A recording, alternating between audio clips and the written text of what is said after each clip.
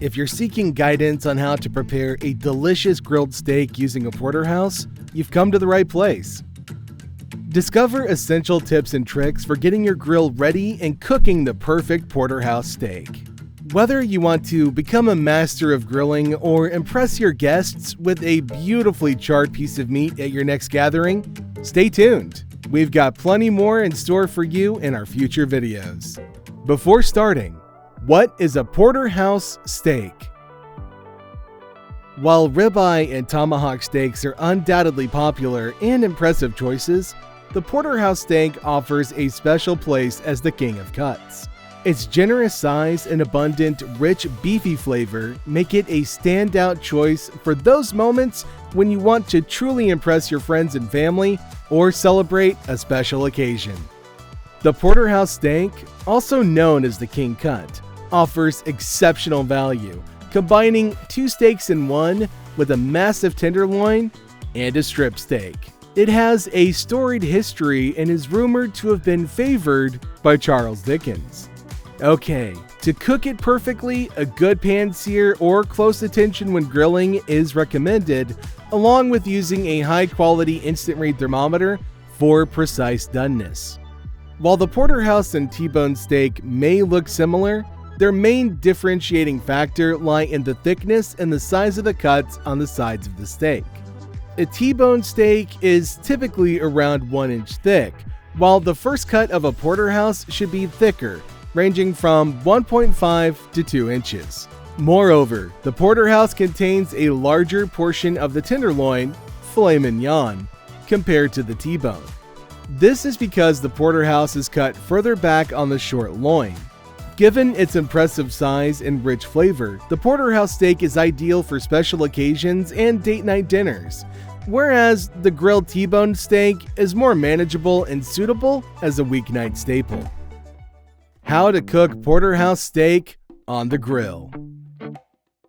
For this simple recipe on the grill, it's best to gather everything you need ahead of time. Okay, so here is what you're going to need. Porterhouse steak. Select a steak with an even red color and good marbling. Kosher salt and freshly ground black pepper. Ancho chili powder. Now, this is optional. What it does is it adds a subtle kick to the beef. But you can also use Girl Carnivore umami mushroom powder for incredible beef flavor. Unsalted butter. Smashed garlic cloves. Olive oil. And finally, some fresh rosemary. Now, we want to avoid using dried rosemary because we're making an herb brush for basting, and fresh rosemary is essential for this purpose. Preparing porterhouse steak. When getting your porterhouse steak ready for the grill, the process is similar to preparing other thick steak cuts.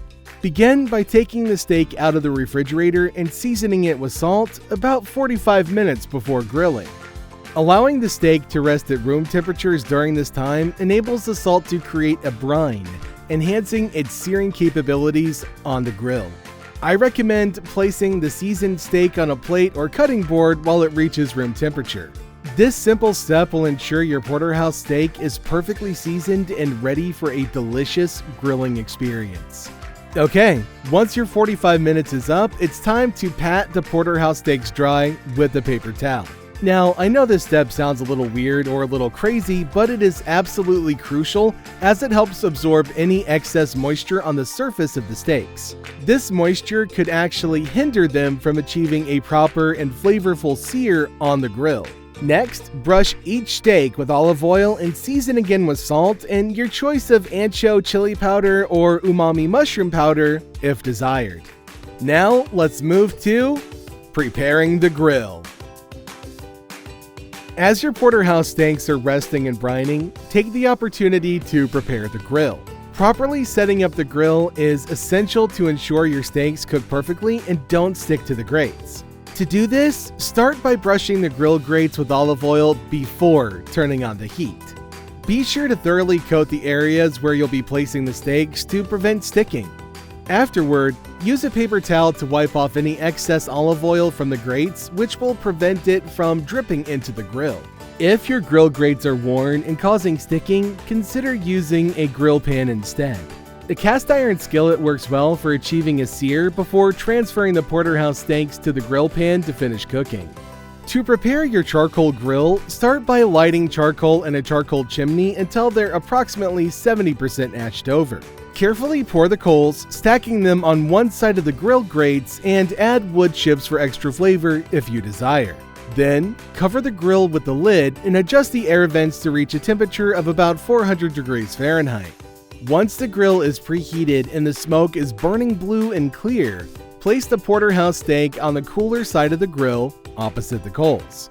This setup allows for a two-zone fire, enabling you to cook the steaks with both direct and indirect heat. This method helps achieve a delicious sear while ensuring even cooking. Grill the porterhouse with the lid on and avoid moving it for 2 or 3 minutes before rotating it 45 degrees for those perfect grill marks. On the cooler side of the grill, place a small heat-proof pan with smashed garlic and butter to melt.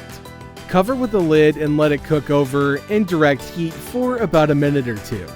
Create an herb brush by tying fresh rosemary to long tongs or a thick skewer. When good grill marks have formed, about 5 to 6 minutes in total, flip the steak and start basting it with the melted garlic-infused butter using the herb brush. Cook the porterhouse until it reaches about 115 degrees Fahrenheit, and then transfer it to the hottest part of the grill directly over the coals to sear both sides for a great crust. Next up, grill the steak until it reaches your desired doneness, and using an instant read thermometer, aim for about 120 to 125 degrees Fahrenheit for rare to medium rare in the thickest part of the tenderloin. Please remember to cook to your preference and not to our instructions. Just keep in mind that anything beyond medium may start to dry out the tenderloin a little bit. Next up, remove the perfectly cooked steak from the grill, top it with herbs and compound butter, and let it rest for 5 to 10 minutes for juicy, mouth-watering flavor. To serve, use a sharp knife to slice the juicy steaks from the bone and carve them into thin strips. Present the perfectly grilled porterhouse steak by nestling it back on either side of the bone, and then enjoy your delicious masterpiece. So, are you ready to start grilling like a pro? Hit that like button if you enjoyed the video, and please remember to subscribe to our channel for more exciting recipes and cooking hacks. I would also like to say thank you very much for choosing to spend your time with us today. We'll see you in the next recipe.